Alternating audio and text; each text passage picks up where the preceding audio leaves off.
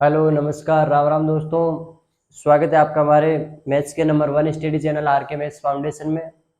हम नवोदय की क्लासें कर रहे थे। नवोदय की क्लासों में पहली प्रश्नावली पढ़ रहे थे, नंबर सिस्टम, संख्या पद्धति। कल हमने संख्या पद्धति के 11 प्रश्न कर लिए थे प्रश्नावली के। आज हम करेंगे 12वां प्रश्न। देखो 12वां प्रश्न क्या है। संख्या 214.56 में अंक 5 के स्थानीय मान क्या है। जो अंक 5 है उसका स्थानीय मान क्या होगा। 5 इकाई होगा, 5 दाई होगा, 5 दसवां होगा या 5 सौवां होगा, ये बताना है हमें। देखो मैंने बताया था किसी भी संख्या का स्थानीय मान ज्ञात करना है तो उस संख्या को जैसे ही रख देना है, बाकी संख्या की क्या करना है, जीरो। जिसका स्थानीय मान ज्ञात करना है उसको जैसे ही रखना है, उसके बाद में जो भी संख्या उसको क्या करना है, जीरो करना है। 214.56 दे रखा है, इसमें अंक 5 का स्थानीय मान पूछा हमें 214.56। इसमें किसका स्थानीय मान पूछा, अंक 5 का। ये पॉइंट के बाद में आ रहा है। पहली बात तो बताओ, जो 5 है वो इकाई के स्थान पर आ रहा है क्या, नहीं आ रहा है। तो इसका मतलब पहली बात तो इकाई वाला तो क्रॉस हो जाएगा, यानी कि 5 इकाई तो इसका नहीं होगा। उसके बाद में देखो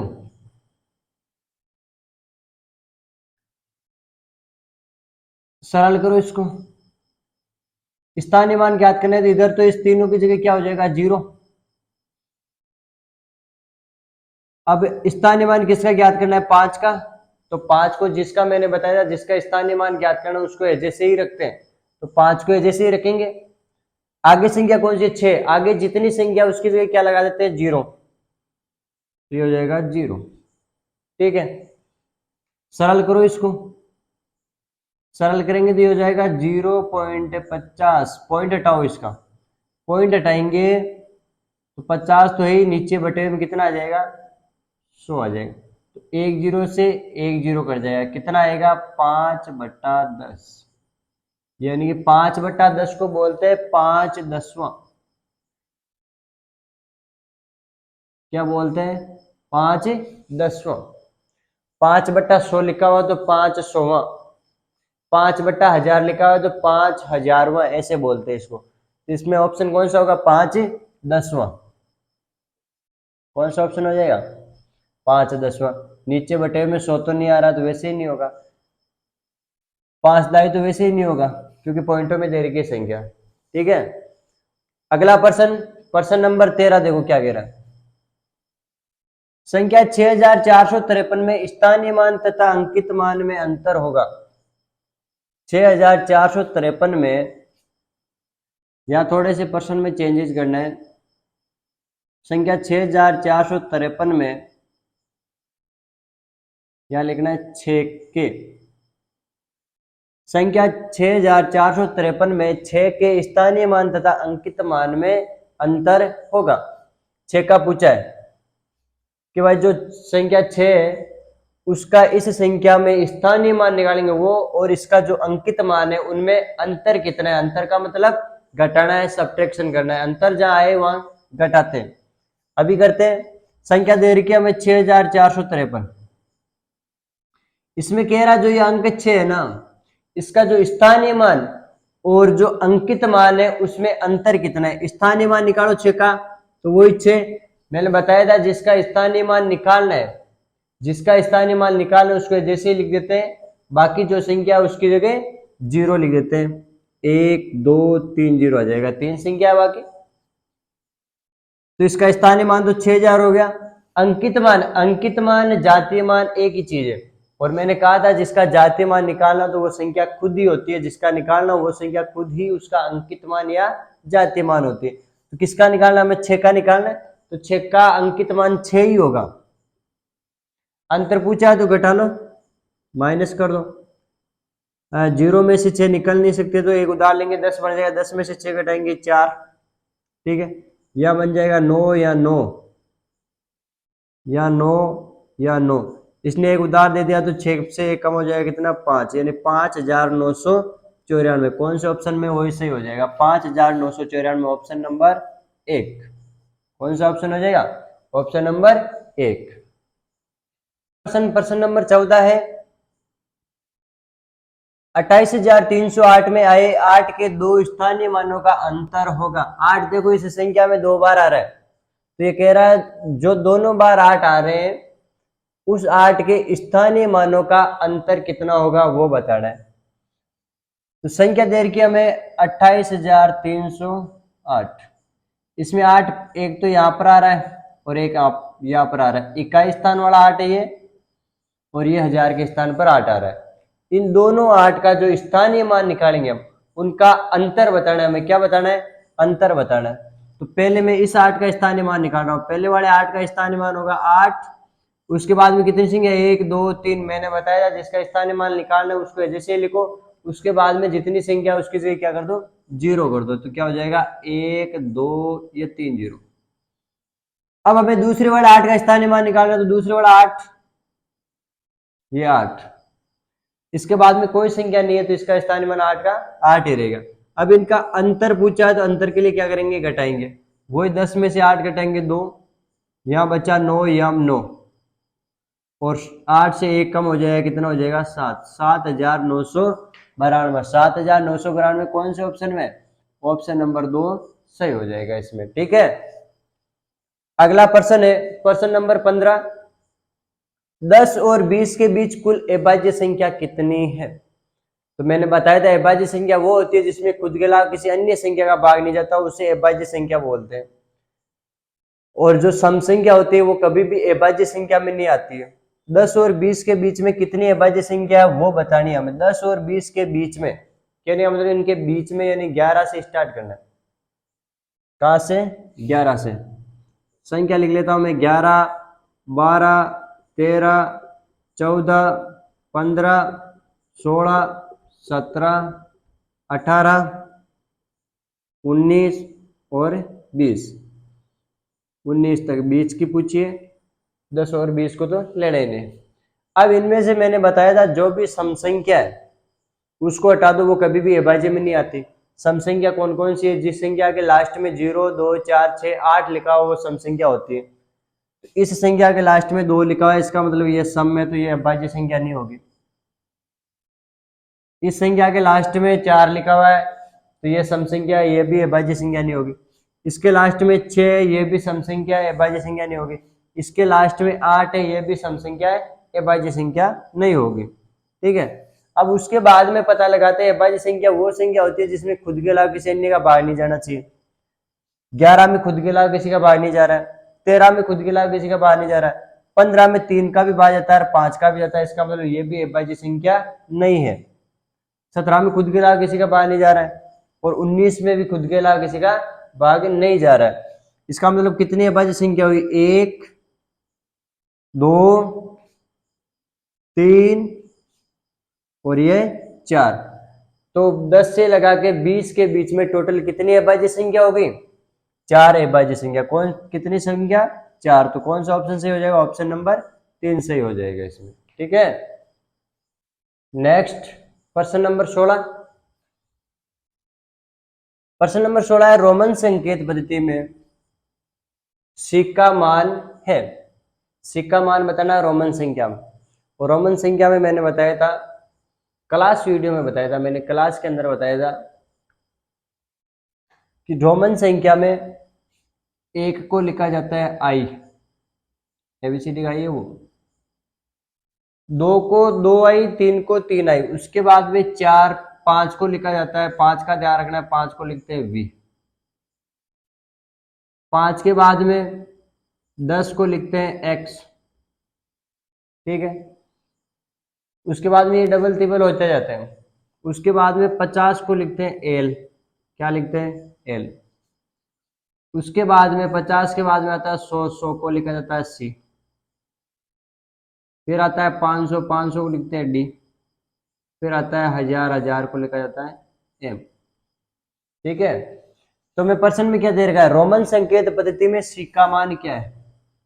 सिक्का मान देखो क्या है, सिक्का मान कितना है? 100। सी को लिखते हैं हम 100। क्या लिखते हैं? सी को 100 लिखते हैं। 50 को हम रोमन संख्या में लिखते हैं एल। क्या लिखते हैं? एल।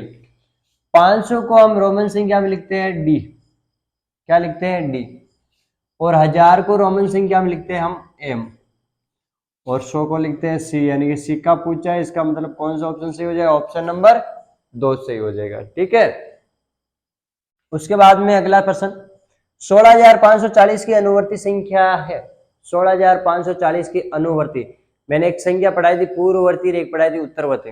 पूर्ववर्ती तो वह संख्या होती है जो जिस संख्या का पूर्ववर्ती पूछा उससे जस्ट पहले आने वाली संख्या तो पूर्ववर्ती होती है, और उत्तरवर्ती जिस संख्या का पूछा है उसके जस्ट बाद में आने वाली संख्या उत्तरवर्ती होती है। उत्तरवर्ती अनुवर्ती एक ही चीज है, उत्तरवर्ती, इस अनुवर्ती को हम उत्तरवर्ती भी बोलते हैं, उत्तरवर्ती, उत्तरवर्ती और अनुवर्ती एक ही चीज है। इसका मतलब हमें बताना 16,540 का उत्तरवर्ती, मैंने कहा था लास्ट वर्ड अंक चेंज कर दो, लास्ट में जितना लिखा है उत्तरवर्ती यानी जस्ट बाद में आने वाली संख्या, लास्ट में 1 लिखा है तो 2 लिखो, 2 लिखा है तो 3 लिखो, 3 लिखा है तो 4 लिखो, 4 लिखा है तो 5 लिखो, यानी 1 बढ़ा दो। तो 16,540 तो लास्ट में क्या लिखा हुआ है, 0 लिखा हुआ है, 0 से उत्तरवर्ती यानी बाद का पूछा तो 0 के बाद में क्या आता है, 1 आता है, तो इसका मतलब इसके बाद में आ जाएगा 1, 16,541, 16,541 यानी कि 1 आ जाएगा। ये तो बहुत बड़ी संख्या हो जाएगी। 539 तो जस्ट पहले आने वाली, ये तो होती है पूर्ववर्ती, ये इस संख्या की पूर्ववर्ती, और 16,538 इससे भी जस्ट पहले आ जाती है, ये 441, इसमें तो गैप बहुत ज्यादा है। ठीक है, उसके बाद में प्रश्न नंबर 18 देखो, प्रथम दो अभाज्य संख्याओं का योग, पहली दो अभाज्य संख्या शुरू कहां से होती है, मैंने बताया सबसे छोटी अभाज्य संख्या कौन सी होती है, 2 होती है। सबसे छोटी अभाज्य संख्या कौन सी, सबसे छोटी अभाज्य, तो अभाज्य संख्या की शुरुआत कहां से होती है, शुरू कहां से होती है, 2 से शुरू होती है, कहां से शुरू होती है, 2 से शुरू होती है। ये कह रहा है कि प्रथम दो अभाज्य संख्या, पहली 2 का, बीच वालों की नहीं पूछा है, केवल पहले पहले 2 नंबर पे जो अभाज्य संख्या आती है ना उनका योग कितना होता है, तो पहले नंबर पे जो अभाज्य संख्या आती है वो आती है 2, उसके बाद में आती है 3, 2 के जस्ट बाद में अभाज्य संख्या कौन सी है, 3 ही है, तो पहली 2 ये अभाज्य संख्या, इनका योग कितना होगा, 2 को और 3 को जोड़ेंगे तो कितना आ रहा है, 5 आ रहा है, कितना आ रहा है, 5, कौन से ऑप्शन में, ऑप्शन नंबर 2 सही हो जाएगा। इसमें कौन सा ऑप्शन सही हो जाएगा, ऑप्शन नंबर 2 सही हो जाएगा। प्रश्न है प्रश्न नंबर 19, दो लगातार विषम संख्याओं का अंतर कितना होता है, दो लगातार, कोई सी भी 2 लगातार विषम संख्या ले ले तो उनका अंतर कितना होता है, ये पूछे। ले लेते हैं 2 लगातार विषम संख्या। विषम संख्या पहले होती कौन सी, देखो 1, 3, 5, 7, 9, 11, 13, 15, 17, 19। अब ये कह रहा है 2 लगातार, ये दोनों लगातार है, या 3 और 5 लगातार है, 5 और 7 लगातार संख्या, 2, 7 और 9 लगातार संख्या है। तो ये कह रहा है इन 2 लगातार, कोई सी भी 2 लगातार संख्या ले, चाहे विषम संख्या ले ले, 13, 13 के बाद में विषम संख्या कौन सी आती है, 15, तो इनका अंतर कितना होता है वो बताना है। 3 में से 1 घटाएंगे कितना आएगा, 2, 5 में से 3 घटाएंगे कितना आएगा, 2, 7 में से 5 घटाएंगे कितना आ रहा है, 2, 9 में से 7 निकालेंगे कितना आ रहा है, 2, 11 में से 9 निकालेंगे कितना आ रहा है, 2, 13 में से 11 निकाला कितना आ रहा है, 2, फिर 15 निकालेंगे, 15 में से 13 निकालेंगे तो कितना आएगा, 2, फिर 17 में से 15 निकालेंगे तो 2, 19 में से 17 निकाला तो 2। कहने का मतलब कोई सी भी लगातार 2 विषम संख्या ले लो, कोई सी भी लगातार 2 विषम संख्या ले लो, उनका यदि हम अंतर ज्ञात करेंगे यानी बाकी करेंगे उनको, तो उसका अंतर कितना आएगा, 2 आ रहा है। देखो सब में 2 का अंतर आ रहा है ना, तो लगातार 2 विषम संख्या का अंतर होता है। हमेशा ध्यान रखना, इस चीज को नोट कर लेना, नोट में लिख लेना, लगातार 2 विषम संख्याओं का अंतर हमेशा 2 होता है। कितना होता है, 2। कितना आ रहा है इसमें, 2 आ रहा है सब में अंतर। 2 वाला ऑप्शन कौन सा है, पहला ऑप्शन। नोट में लिख लेना, ये बात विशेष लगा लेना नोट में कि लगातार 2 विषम संख्याओं का अंतर हमेशा 2 होता है। चाहे कोई सी भी विषम संख्या ले लो, कितनी भी बड़ी ले लो, लगातार 2 विषम संख्या लेते हैं तो उनका अंतर ज्ञात करते हैं, यानी उनको घटाते हैं तो उत्तर कितना आता है, 2 आता है।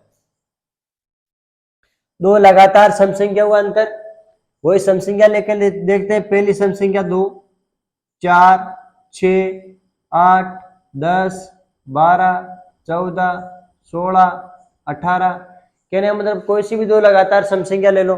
अब घटाओ इनको, 4 में से 2 घटाएंगे तो 2 बचेगा, 6 में से 4 घटाएंगे तो 2 बचेगा, 8 में से 6 घटाएंगे तो 2 बचेगा, 10 में से 8 घटाएंगे 2 बचेगा, 12 में से 10 घटाएंगे 2 बचेगा, 14 में से 12 घटाएंगे 2 बचेगा, 16 में से 14 घटाएंगे 2 बचेगा, 18 में से 16 घटाएंगे 2 बचेगा। कहने का मतलब है कोई सी भी दो लगातार सम संख्या ले लो, कोई सी भी लगातार दो सम संख्या को आपस में हम घटा रहे हैं तो उसमें उत्तर कितना आ रहा है? 2 आ रहा है। इसका मतलब कोई सी भी दो लगातार सम संख्याओं का अंतर, यानी उनको घटाते हैं तो कितना आता है? 2। तो सम संख्याओं का अंतर भी कितना आएगा? 2 आएगा। कौन सा ऑप्शन सही हो जाएगा? Option number 4। तो हमेशा ध्यान रखना, दो चीज नोट कर लेना, नोट में लिख लेना दो चीज। लगातार दो विषम संख्याओं का अंतर हमेशा लगातार दो विषम संख्याओं का अंतर हमेशा 2 होता है, तथा लगातार दो सम संख्याओं का अंतर भी कितना होता है? 2 होता है। चाहे सम संख्या का पूछे चाहे विषम संख्या का पूछे, लगातार दो विषम संख्या या लगातार दो सम संख्या का अंतर पूछे तो उसमें उत्तर आएगा 2। चाहे संख्या कितनी भी बड़ी हो, कोई मतलब नहीं है उनसे। यदि लगातार का अंतर ज्ञात करना हो विषम और सम संख्या का, तो उसमें कितना आएगा? 2 आएगा। ठीक है। उसके बाद में अगला प्रश्न है प्रश्न नंबर 21। प्रथम 15 विषम संख्या, प्रथम 15 विषम संख्याओं का योगफल क्या है? तो एक सूत्र लिखवा देता हूं मैं। प्रथम n विषम संख्याओं का योगफल, n विषम संख्याओं का योगफल, ये सूत्र नोट कर लेना। प्रथम n विषम संख्याओं का योगफल ज्ञात करने का सूत्र होता है n स्क्वायर, यानी कि जिसका ज्ञात करना हो प्रथम n, यानी प्रथम 15 दे रखा हो या प्रथम 17 दे रखा हो या प्रथम 19 दे रखा हो, प्रथम 25 दे रखा हो, प्रथम 40 दे रखा हो, कितना भी दे रखा हो, तो उसके लिए एक ही सूत्र एन स्क्वायर, यानी जितनी का ज्ञात करना है उसका क्या करना है? स्क्वायर करना है। हमें कितनी संख्या होगा? प्रथम 15 विषम संख्या होगा। प्रथम 15 विषम संख्याओं का योगफल ज्ञात करना है तो वही 15 का स्क्वायर कर देंगे।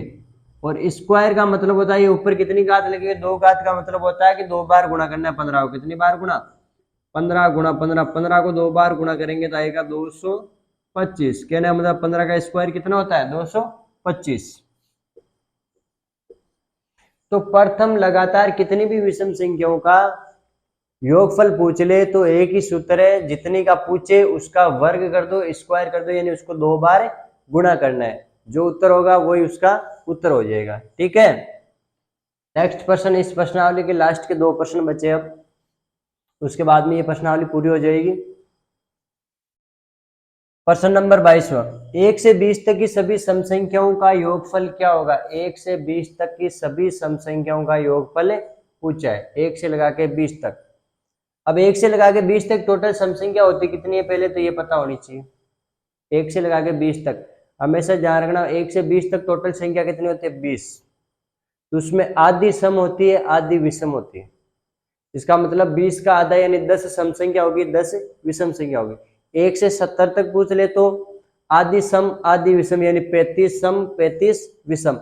1 से 50 तक पूछ ले तो आधी सम और आधी विषम। 1 से 50 तक टोटल 50 संख्या होती है, तो 50 की आधी यानी 25 तो सम और 25 विषम होगी। तो हमें पूछा 1 से 20 तक की सभी सम संख्याओं का योगफल क्या होगा? 1 से 20 तक की सभी सम संख्याओं का योगफल पूछा है। तो सबसे पहले तो आपको पता होना चाहिए भाई 1 से 20 तक टोटल संख्या कितनी होती है? 20 संख्या होती है। कितनी होती है? 1 से 20 तक टोटल 20 संख्या होती है। कितनी होती है? 20। अब इसमें से 10 तो सम होती है, आधी सम, और 10 ही क्या होगी? विषम होगी। क्या होगी? विषम। 10 ही विषम होगी। अब आपको ध्यान रखना है सम संख्या और विषम संख्या का पूछे। विषम संख्या के लिए मैंने सूत्र बताया था, प्रथम n विषम संख्या ज्ञात करने का सूत्र तो होता है n स्क्वायर। सम संख्या के लिए क्या होता है? सम संख्या के लिए सूत्र होता है n कोष्ठक n प्लस 1। क्या होता है? n कोष्ठक n प्लस 1। कहने का मतलब जितनी सम संख्या होती है 20 तक टोटल सम संख्या कितनी है? 10 इंटू इसके एक ज्यादा से गुणा करना है, यानी किससे? 10 से एक ज्यादा कितना? 11 से गुणा। तो 10 को 11 से गुणा करेंगे तो 110 आएगा। कितना आएगा? 110। कौन सा ऑप्शन हो जाएगा? ऑप्शन नंबर 2 से। यानी प्रथम n सम संख्याओं का योगफल पूछे, 1 से लेके 20 तक, 1 से लेके 50 तक, 1 से 70 तक, जितने भी पूछ ले तो आपको क्या करना है, जितनी सम संख्या होती है उसको उसके एक ज्यादा से क्या करना है, गुणा करना है। जो उत्तर आएगा वही उसका उत्तर हो जाएगा। जैसे 1 से 50 तक पूछा तो 1 से 50 तक आधी सम होती है, आधी विषम होती है, ये चीज ध्यान रखना। 25 सम संख्या है तो 1 से 50 तक पूछ लिया तो क्या करोगे, 25 इंटू 25 के एक ज्यादा से यानी 26 से गुणा करना है। 25 इंटू 26, जो उत्तर आता है वो उत्तर हो जाएगा। ऐसे ही हमें 1 से 20 तक पूछा है तो 1 से 20 के लिए क्या हो जाएगा, 10 सम संख्या होती है। 1 से 20 तक टोटल 20 संख्या है, उसमें से 10 सम और 10 विषम।